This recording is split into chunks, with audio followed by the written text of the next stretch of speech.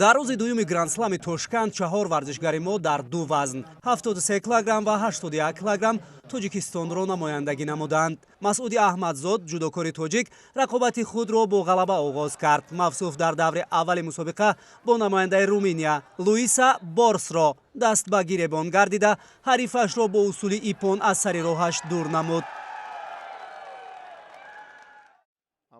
дар қувваозмоии дуюми хеш бошад Масъуд бо варзишгари Аморати Муттаҳидаи Араб Казбек Нагучев ба нерӯсанҷӣ пардохт ва ин навбат низ имтиёзи ипонро соҳиб гардида, роҳашро ба марҳилаи ҳаштякниҳоӣ ҳамвор кард.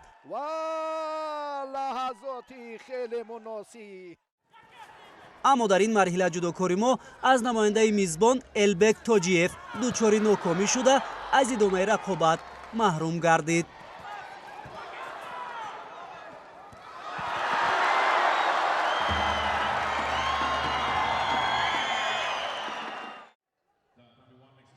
ҷудокори навкори тоҷик дар майдонҳои байналмилалӣ Абдуллои Ориф имрӯз дар Тошканд дурахшид.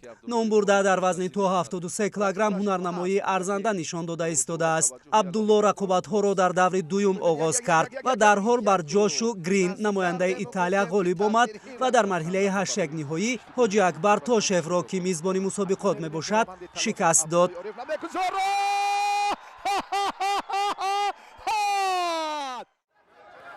дар даври чаҳорякниҳоӣ Абдулло бар Арун Кумари ҳиндустонӣ ғолиб омада, роҳашро ба марҳилаи нимниҳоӣ ҳамвор намуд.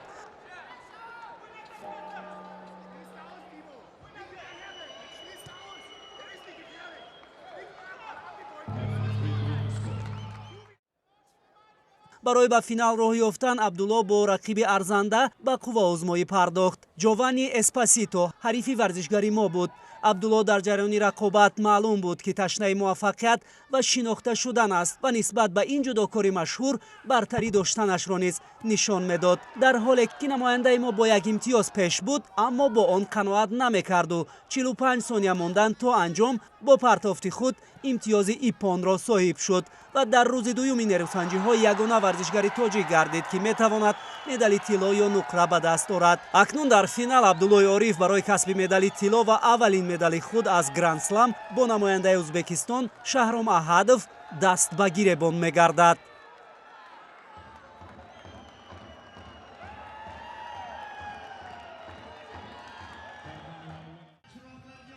паҳлавони тоҷик Абдуллои Ориф дар аввалин иштироки худ дар сайри ҷаҳонии ҷудо дар Тошканд Гранд Слам 2026 дар финал бо намояндаи мизбони мусобиқот Шаҳром Аҳадов барои унвони қаҳрамонӣ даст ба гиребон гардид. варзишгари ӯзбек таҷрибаи зиёдро дар мусобиқаҳои байналмилалӣ дорад. махсусан дастовардҳои ӯ аз Гранд Сламҳо 2 тилло ва 6 нуқра мебошад.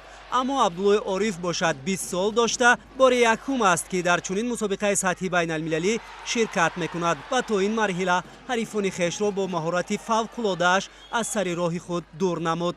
дар ҷараёни нерӯсанҷӣ варзишгари тоҷик 2 партофти хуберо анҷом дод, вале аз тарафи доварон баҳогузорӣ нагардид. қувваозмоӣ бошад ба вақти тиллоӣ кашида шуд. ниҳоятан як амалкарди паҳлавони тоҷик Абдуллои Ориф бар муқобили мизбон юко баҳогузорӣ шуда аввалин медали тилло аз Гранд Слами Тошканд ба сабаби дастовардҳои ҷудои Тоҷикистон дар соли 2026 ворид карда шуд. ёдовар мешавем, ки Эмомалии Нуралӣ дар рӯзи аввали мусобиқот ба гирифтани мақоми сеюм мушарраф шуда буд.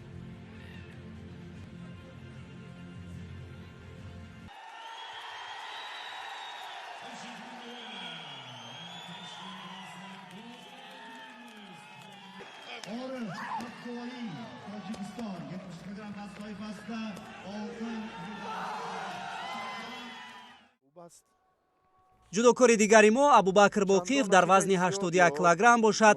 дар тоскулоҳи бузурги Тошканд дар рақобати аввали худ озод буд ва дар даври дуюм бошад аз намояндаи Кореяи Ҷанубӣ Си Синчан мағлуб гардида ҳаққи идомаи рақобатро аз даст дод.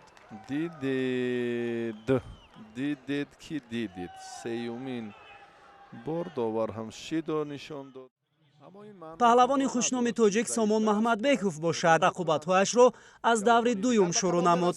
Сомон, ки дар вазни 81 кг Тоҷикистонро муаррифӣ мекунад, бо намояндаи Баҳрайн Ҳоҷи Довуд Ҳасанов гӯштин гирифт. Сомон ин ҳарифашро бо 2 имтиёзи юко ноком карда ба даври баъдӣ имконият пайдо кард. мубориза мебаранд. вале дар даври ҳаштякниҳоӣ бахт ба рӯи варзишгари тоҷик нахандиду Умар Раҷабалӣ ҷудокори Озарбойҷон Сомонро мағлуб сохт ва ҳамин тавр ин намояндаи мо низ аз Ӯзбекистон бе медал бармегардад.